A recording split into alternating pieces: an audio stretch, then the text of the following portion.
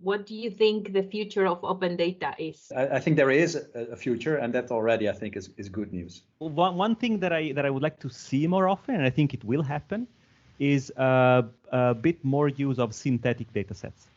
I think it's open science is something which is technical, it's something which is difficult, and it should not be like that. So if we want to make that the new normal, I think we need better standards. I think it will become increasingly hard to, in many fields, to publish in top journals if you don't have your data or any other form of open science practices.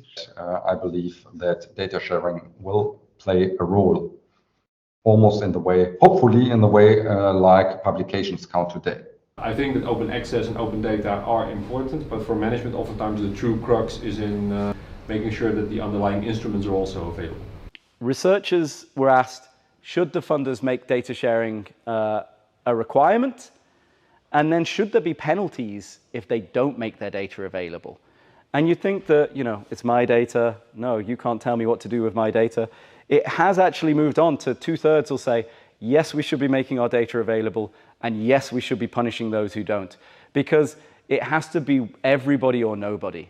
Not worry too much about the misuse of your data, but rather think of it the other way. How little is your research actually being used now? Wouldn't it be great if it were used a little bit more? So if you want to help science, the more if you put your code available, your data, you're actually going to help science progress faster, I'm guessing, because you can then directly build on other people's work faster. And that's very valuable, I think, for science. So if you take that perspective, it's kind of obvious that you want to make everything open. I think it's a good moment to embrace open science.